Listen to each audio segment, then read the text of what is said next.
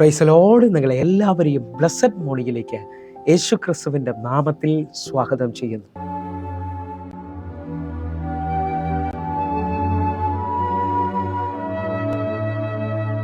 പ്രാർത്ഥിച്ചാൽ ഉത്തരമുണ്ട്, യാചിച്ചാൽ മറുപടിയുണ്ട്, മുട്ടിയാൽ തുറന്നിടും, ചോദിച്ചാൽ ലഭിച്ചിടും, അതു നിശ്ചയം. പ്രാർത്ഥിച്ചാൽ ഉത്തരമുണ്ട്, യാചിച്ചാൽ മറുപടിയുണ്ട്, മുട്ടിയാൽ തുറന്നിടും, ചോദിച്ചാൽ ലഭിച്ചിടും, അതു നിശ്ചയം. നിശ്ചയം നിശ്ചയം അതു നിശ്ചയം, മാപ്പു പറഞ്ഞവൻ മാറുകില്ല. നിശ്ചയം നിശ്ചയം അതു നിശ്ചയം, വാഗ്ദത്തം തന്നവനകലുകില്ല. പ്രാർത്ഥിച്ചാൽ ഉത്തരമുണ്ട്, യാചിച്ചാൽ മറുപടിയുണ്ട്, മുട്ടിയാൽ തുറന്നിടും, ചോദിച്ചാൽ ലഭിച്ചിടും, അതു നിശ്ചയം.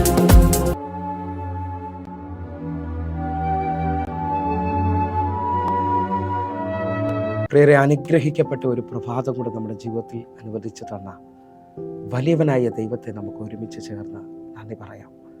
എത്ര പേർ പറയും, ഞാൻ മിമ്മവല്ല, എൻ്റെ ദൈവം എന്നെ നിർത്തിയതാണ്. ഒന്നുകൂടെ പറഞ്ഞു കഴിഞ്ഞാൽ 2024 ജൂൺ മാസം 11 തീയതി വരെയും എന്നെയും എൻ്റെ കുടുംബത്തെയും പ്രത്യേകിച്ച് ഈ പകർച്ചവ്യാധിയിൽ നിന്നും അനേക പ്രതികൂലത്തിൽ നിന്നും പ്രതിസന്ധിയിൽ നിന്നും കണ്ണിലെ കൃഷ്ണമണി പോലെ സൂക്ഷിക്കുകയും വിടുവിക്കുകയും ചെയ്ത വലിയവനായ ദൈവത്തിന് നന്ദി പറഞ്ഞുകൊണ്ട് ഈ പ്രഭാത ചിന്തയിലേക്ക് നമുക്ക് ഒരുമിച്ച് അടുത്തു വരാം. ഒറ്റപ്പെട്ടു പോയ, തള്ളപ്പെട്ടു പോയ നിങ്ങളുടെ ജീവിതത്തിൽ ദൈവത്തിന് അത്ഭുതം ചെയ്യുവാൻ കഴിയും. പ്രിയരെ, പ്രാരംഭ വാക്യത്തിലേക്ക് വിശുദ്ധ യോഹന്നാൻ എഴുതിയ സുവിശേഷം 9-ാം അധ്യായം അതിന്റെ 35-ാമത്തെ വാക്യം. അവനെ പുറത്താക്കി എന്ന് യേശു കേട്ടു. അവനെ കണ്ടപ്പോൾ, നീ ദൈവപുത്രനിൽ വിശ്വസിക്കുന്നു എന്ന് ചോദിച്ചു. പ്രിയരെ, പ്രഭാതത്തിൽ ദൈവം നമ്മോട് ഇടപെടുന്ന അനുഗ്രഹിക്കപ്പെട്ട വചനത്തിനായി നമുക്ക് ഒരുമിച്ച് ചേർന്ന് ദൈവത്തിന് നന്ദി പറയാം. ഈ പ്രഭാതത്തിൽ ഒറ്റപ്പെട്ടു പോയ, തള്ളപ്പെട്ടു പോയ ചിലവർക്ക് വേണ്ടി ദൈവം വലിയ അത്ഭുതങ്ങളെ ചെയ്യുന്നു എന്നുള്ള ചിന്തയാണ് ഞാൻ നിങ്ങൾ കേൾക്കുകയും ചിന്തിക്കുകയും ചെയ്യുന്നത്. യോഹന്നാന്റെ സുവിശേഷം 9-ാം അധ്യായത്തിൽ ഞാൻ നിങ്ങൾ ചിന്തിക്കുന്നത് കുരുടനായി പിറന്ന ഒരു വ്യക്തിയെക്കുറിച്ചാണ്.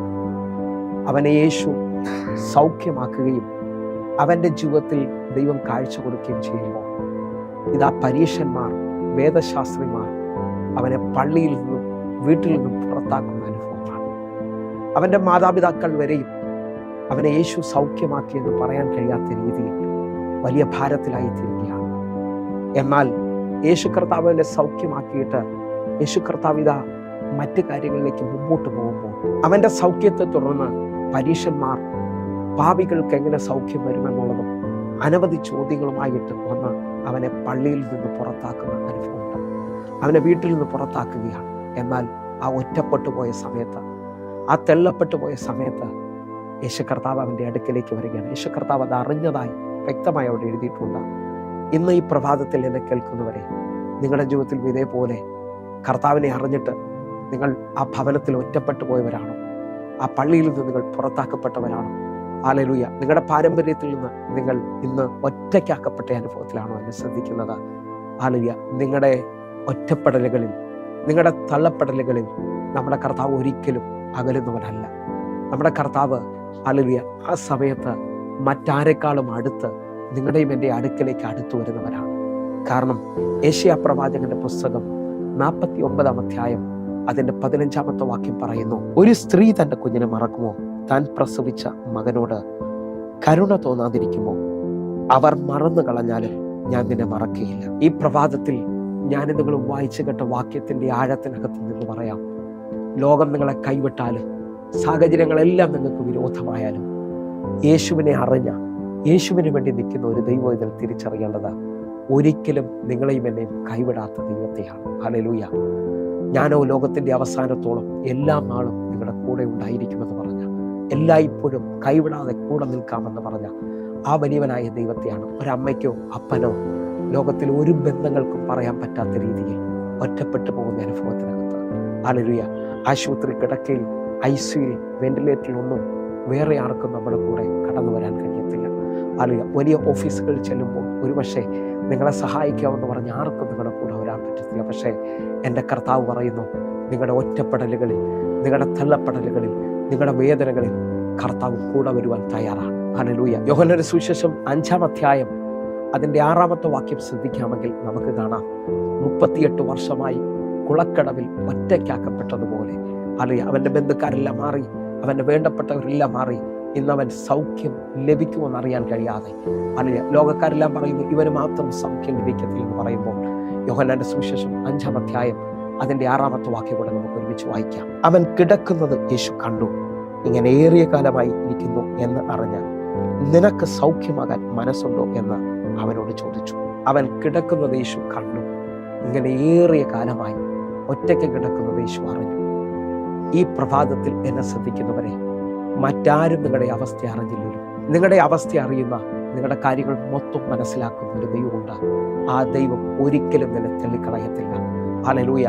ഞാൻ നിങ്ങൾ വായിച്ചു കേട്ട കുറിവാക്യം മറക്കരുത്. ആ കുരുടനായ മനുഷ്യൻ യേശു സൗഖ്യമാക്കിയ മൂലം അവൻ വീട്ടിൽ നിന്ന് പുറത്താക്കപ്പെട്ടു, അല്ലെങ്കിൽ സഭയിൽ നിന്ന്, ആ പള്ളിയിൽ നിന്ന് പുറത്താക്കപ്പെട്ടു. എന്നാൽ എല്ലായിടങ്ങളിലും ഒറ്റപ്പെട്ടു പോകുന്നു മനസ്സിലാക്കുമ്പോൾ അതറിഞ്ഞ യേശു കർത്താവ് അവൻ്റെ അടുക്കലേക്ക് വന്ന് അവനെ മറോട് ചേർത്ത് പിടിക്കുന്നത് കാണാൻ കഴിയും. ഈ പ്രഭാതത്തിനകത്തും കർത്താവിനെ ആ ഒറ്റപ്പെടലുകൾ, വേദനയിൽ കർത്താവിനോട് അടുത്ത് വരാൻ പറ്റുമെങ്കിൽ 91-ാം സങ്കീർത്തനം അതിൻ്റെ 14-ാമത്തെ വാക്യം പറയുന്നു, അവൻ എന്നോട് പറ്റിയിരിക്കാൻ ഞാൻ അവനെ വിടുവിക്കും, അവൻ എൻ്റെ നാമത്തെ അറിയാൻ ഞാൻ അവനെ ഉയർത്തും. കർത്താവിനോട് പറ്റിയിരിക്കുവാനായിട്ട്, ഹല്ലേലൂയ, കർത്താവിൻ്റെ തള്ളിക്കളയത്തിൽ നിന്ന് ഉറപ്പോടെ വരാമെങ്കിൽ ലോകം കാണാത്ത ഒരു വലിയ അംഗീകാരം, ലോകം കാണാത്ത ഒരു അത്ഭുതം ഈ പ്രഭാതത്തിൽ നിങ്ങളുടെ ജീവിതത്തിൽ വെളിപ്പെട്ട് വരാൻ പോവുകയാണ്. എന്നെ കേൾക്കുന്ന, എന്നെ കാണുന്ന ഓരോരുത്തരും ഈ സമയത്ത് കണ്ണുകൾ നടച്ചാട്ടെ. ഒറ്റപ്പെടലിൽ, വേദനയിൽ, അല്ലെങ്കിൽ ആരും സഹായിക്കാനില്ലാത്ത അനുഭവത്തിനകത്ത് കൈവിടാത്ത യേശുവിനെ തിരിച്ചറിഞ്ഞാട്ടെ. കണ്ണുകൾ അടയ്ക്കാം. ഞങ്ങളെ സ്നേഹിക്കുന്ന ഞങ്ങളുടെ നല്ല കർത്താവെ, പൂർണ്ണ ഹൃദയത്തോടെ എന്നെ കാണുന്ന, എന്നെ കേൾക്കുന്ന ഓരോ മക്കൾക്കുമായി ഞാൻ പ്രാർത്ഥിക്കുന്നു. കർത്താവിൻ്റെ വലിയ കരം ഓരോ മക്കളുടെ ജീവിതത്തിനകത്തും ആ കണ്ണുനീരെ തുടയ്ക്കുന്നതിനായി, ആ വേദന തുടയ്ക്കുന്നതിനായി, അത്ഭുതത്തെ ചെയ്യുന്നതിനായി ഞാൻ ദൈവത്തിൽ നന്ദി പറയാം. കർത്താവെ, അങ്ങയുടെ നാമത്തിൻ്റെ അധികാരം ഇന്ന് ചിലവരെ എഴുന്നേൽപ്പിക്കട്ടെ, അത്ഭുതങ്ങൾ സംഭവിക്കട്ടെ, ഇവരുടെ ജീവിതം ഒരു അനുഗ്രഹമാക്കണമേ അപ്പ. കർത്താവിന്റെ കരത്തിലോട്ട് ഏൽപ്പിക്കുന്നു, യേശുവിൻ നാമത്തിൽ പ്രാർത്ഥിക്കുന്നു. ആമേൻ, ആമേൻ. പ്രിയരെ, ഈ പ്രഭാത സന്ദേശം നിങ്ങൾക്ക് അനുഗ്രഹമാകുന്നുവെങ്കിൽ നമ്മുടെ യൂട്യൂബ് ചാനൽ സബ്സ്ക്രൈബ് ചെയ്യും, ഫേസ്ബുക്കിലേക്ക് നിങ്ങൾ ജോയിൻ ചെയ്യുകയും ചെയ്യണമെന്ന് ഓർമ്മിക്കുന്നു. അതേപോലെ തന്നെ ഹല്ലേലൂയ, എല്ലാ ദിവസവും ഇന്ത്യൻ സമയം വൈകിട്ട് 6 മണിക്ക് നമ്മുടെ സ്കൂളിൽ ആരാധന നടക്കുന്നു. ആയിരങ്ങൾക്ക് അത് വിടുതലായി തീർന്നിട്ടുണ്ട്. എങ്കിൽ നിങ്ങളെയും ക്ഷണിക്കുന്നു. എങ്കിൽ അടുത്ത ദിവസം കാണുമ്പോഴേയും സ്വർഗത്തിലെ ദൈവം നിങ്ങളെ കാക്കുമാറാകട്ടെ. പ്രത്യേകിച്ച് ഈ നമ്പറിൽ നിങ്ങൾ വിളിക്കുകയും നിങ്ങളുടെ പ്രാർത്ഥന വിഷയങ്ങൾ അറിയിക്കുകയും കൂടുതൽ വിവരങ്ങൾ നിങ്ങൾ ചോദിക്കുകയും ചെയ്യണമെന്ന് ഓർമ്മിക്കുന്നു. കർത്താവ് നിങ്ങളെ കൂടുതൽ അനുഗ്രഹിക്കട്ടെ. God bless you. ആമേൻ.